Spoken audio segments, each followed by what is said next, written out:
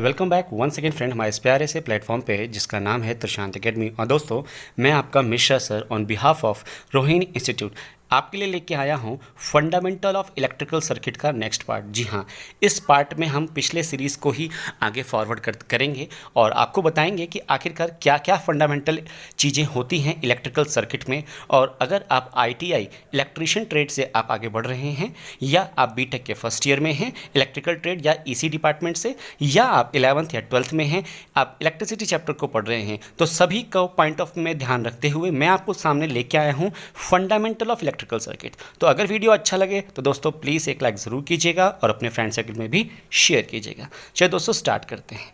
पिछला हमारा video and हुआ था ओम्स लॉ के ऊपर।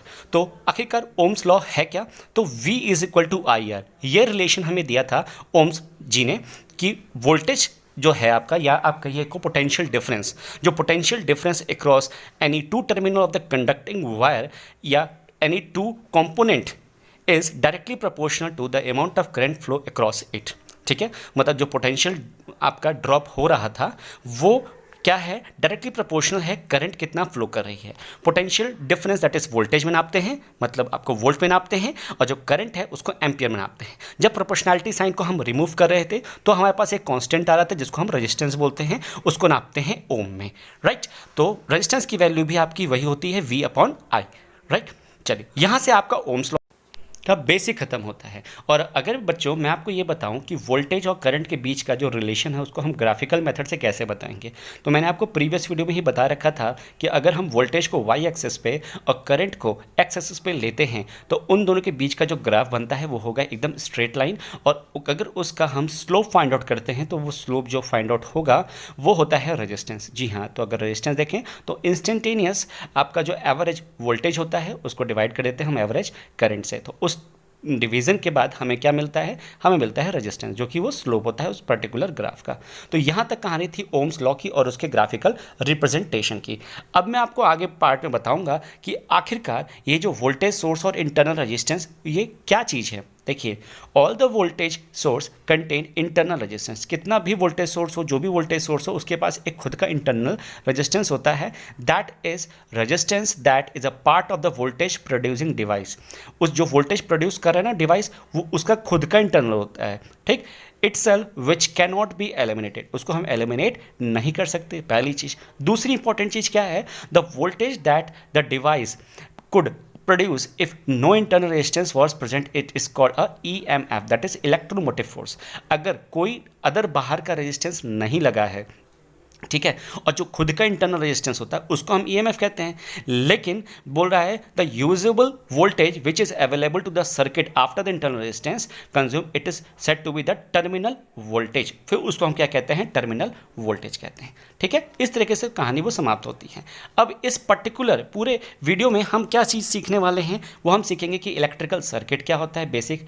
फिर हम सीखेंगे how can a series circuit work, how can a parallel circuit work, advantage and disadvantage of a series and a parallel circuit. हमारा मेन मोटिव इस पूरे पर्टिकुलर वीडियो का क्या होगा कि आपको सीरीज और पैरेलल को डीपली सिखाना, आखिरकार सीरीज पैरेलल होता क्या है और उसके एडवांटेजेस और डिसएडवांटेजेस क्या है सीरीज और पैरेलल के, ठीक है। जब आप ये दोनों चीज़ सीख लोगे उसके बाद मैं आपको बताऊंगा कि रेजिस्टेंस में सीरीज, नेट सीरीज रेजिस्टेंस और नेट पैरेलल रेजिस्टेंस कैसे कैलकुलेट करते हैं, राइट। चलिए स्टार्ट करते हैं। देखिए, इलेक्ट्रिकल सर्किट, जो इलेक्ट्रिक सर्किट होता है वो बेसिक होता क्या है, the electrical circuit are made up by electrical component. जाहिर सी बात है, अगर हम इलेक्ट्रिकल सर्किट की बात करें तो उसमें इलेक्ट्रिकल कंपोनेंट होगा। This component must be joined together without any gap. दोनों तीनों जितने भी आप कंपोनेंट को यूज कर रहे हैं अपने इलेक्ट्रिक सर्किट में, तो जितने भी कंपोनेंट लग रहे हैं वो एक दूसरे से ज्वाइन होने चाहिए विदाउट एनी गैप। अगर वो गैप है तो वो ओपन सर्किट है, अगर वो गैप नहीं है, टाइटली जॉइंट है, तो उसको हम क्या कहेंगे, क्लोज सर्किट। तो इस तरीके से बेटा आपको दो सर्किट पता चल गया, क्लोज और ओपन, राइट। अगर मैं सीरीज और पैरेलल की बात करता हूं तो there are the two way in which an electrical circuit can be arrange. अब इलेक्ट्रिकल सर्किट को कैसे कैसे अरेंज करेंगे, तो वो दो तरीके हैं, एक होता है सीरीज और एक होता है पैरेलल। तो ये सीरीज और आखिरकार पैरेलल, ये इन दो तरीकों से ही क्यों हम इलेक्ट्रिकल सर्किट को अरेंज करते हैं। क्या हम सीरीज पैरेलल के कॉम्बिनेशन से भी कनेक्ट कर सकते हैं किसी इलेक्ट्रिकल कंपोनेंट को? तो आंसर आता है जी हाँ। लेकिन आप अभी बेसिकली आप सीरीज और पैरेलल ही को फोकस कीजिए। क्यों? क्योंकि आप अभी पढ़ रहे हो बेसिक। जब मैं आपको एडवांस वर्जन पढ़ाऊंगा तो उसमें होगा सीरीज और पैरेलल का कॉम्बिनेशन, राइट। अब देखिए क्या होता है सीरीज। देखिए, a route for the flow of electricity that has only the one path, मतलब एक ऐसा रास्ता, एक ऐसा पाथ जहां पे इलेक्ट्रिसिटी को फ्लो होने के लिए केवल और केवल एक ही रूट मिल रहा हो। एक ऐसा रूट जहां पे flow of electricity that has only one path, right. A series circuit is a closed circuit. Series circuit क्या होता है? क्लोज सर्किट होता है in which the current follow only one path. इस तरीके से बता सकते हैं आप। मतलब सीरीज सर्किट एक ऐसा सर्किट है जहां पे करंट को फ्लो होने के लिए केवल और केवल एक ही पाथ अवेलेबल हो, राइट। अब और देखिए deeply, a series circuit connects the component one after the other. मतलब एक के बाद हॉरिजेंटल वे इसका कनेक्शंस होते हैं, हॉरिजेंटल तरीके से इसका कनेक्शन होता है, एक के बाद एक, वर्टिकली नहीं होता, हॉरिजेंटल होता है, right. A single loop is formed, एक ही लूप बनता है, बीच में कोई और लूप मतलब कॉम्बिनेशन नहीं बनता, ठीक है। तीसरी चीज क्या है? Break in any part of the series circuit stop the flow of current in the whole circuit. ये इसका डिसएडवांटेज है कि मतलब अगर एक पार्ट में भी कुछ गड़बड़ हुई तो ये पूरे सर्किट को स्टॉप कर देता है, ओपन सर्किट हो जाता है वहां पे, राइट। अब और देखिए, the total resistance is equal to the sum of all the individual resistance. अगर इसमें इन रेजिस्टेंस की बात करूं मैं तो टोटल रेजिस्टेंस जो होता है सीरीज सर्किट का वो क्या होता है? इंडिविजुअल रेजिस्टेंस जितने भी लगे उनका एल्जेब्रिक सम कर दीजिए तो वो बराबर होता है। दूसरा, in the series circuit the current flowing in all the part of the circuit is same. मतलब पूरे सीरीज सर्किट में अलग अलग कंपोनेंट लगे होंगे तो उनका जो करंट की वैल्यू होगी वो हर एक कंपोनेंट के अक्रॉस सेम आएगी। लेकिन जो sum of the potential drop in the series circuit is equal to the applied voltage. मतलब अब क्या होगा यहाँ पे कि अलग अलग कंपोनेंट के अक्रॉस वोल्टेज तो डिफरेंट होगा, लेकिन अगर मैं टोटल वोल्टेज की बात करूं तो जो हम सप्लाइड वोल्टेज दे रहे हैं वो उसी के बराबर होगी, ठीक है। लेकिन voltage across each component is different, लेकिन current across each component is same होता है। तो वही लिखा हुआ है, the voltage drop across each individual resistance depend upon the value of the resistance. अब जो वहां पे कंपोनेंट हम लगा रहे हैं ना, तो उस जो रेजिस्टेंस है उसकी क्या वैल्यू है, उस उतने के अकॉर्डिंग वहाँ की रेजिस्टेंस के अकॉर्डिंग ही पोटेंशियल डिफरेंस की वैल्यू वेरी करती है। तो इस तरीके से आपने देखा कि सीरीज वाले सर्किट में क्या क्या आपके करेक्टरिस्टिक्स हैं, कैसे वोल्टेज और रेजिस्टेंस की वैल्यू वेरी और चेंज होती है, राइट।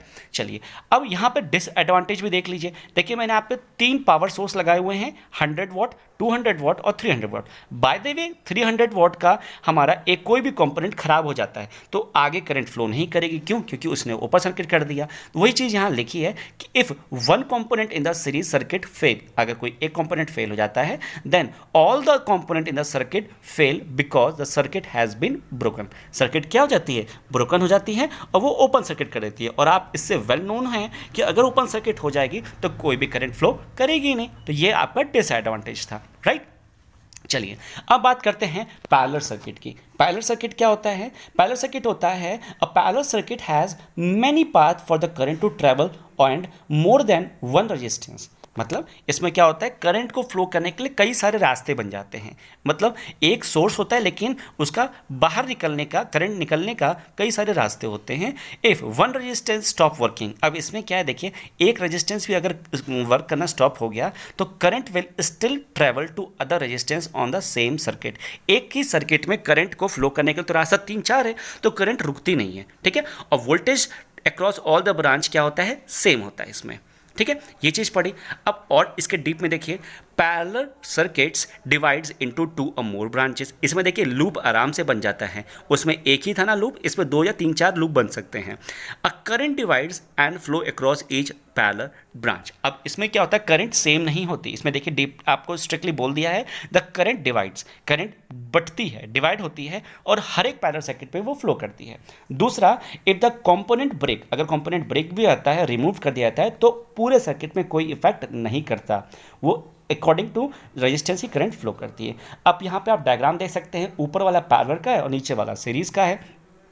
पहले बार में आप देख रहे हैं जो ब्लैक कलर का डॉट है वो आपको मैं दिखा रहा हूँ रेजिस्टेंस, वो अलग अलग वैल्यू पे है। तो अक्रॉस हर एक ब्रांच पे करंट डिफरेंट डिफरेंट फ्लो होगी, आप यहाँ से देख सकते हैं। लेकिन सीरीज वाले में देखिए 3 जो बल्ब लगे हुए हैं वो एक ही पावर के हैं, लेकिन तीनों में एक ही करंट फ्लो कर रही है। तो ये आपके तब एक डायग्राम के थ्रू मैंने आपको बता दिया सीरीज और पैरेलल में क्या डिफरेंस है। नेक्स्ट वीडियो में मैं आपको दोनों के नेट रेजिस्टेंस की वैल्यू कैलकुलेट कराऊंगा। तो यहाँ तक था दोस्तों हमारा आज का सफ़र। तो प्लीज़ थैंक्स फॉर वॉचिंग। तो आपको अगर मेरा ये वीडियो अच्छा लगा हो तो एक प्लीज़ लाइक ज़रूर दीजिए। साथ ही साथ मेरे इस प्यारे से वीडियो को ज़रूर अपने फ्रेंड सर्किल, अपने कलीग्स में, छोटे भाई बहनों में ज़रूर शेयर करिए। और अगर आप चैनल पे नए हैं तो प्लीज़ दोस्तों चैनल को सब्सक्राइब करना न भूलें, ताकि आपको आने वाले अपडेटेड वीडियोस की नोटिफिकेशन सबसे पहले मिले और आप उसका फ़ायदा उठा सकें। तब तक के लिए टेक केयर दोस्तों, bye bye, see you in the next video.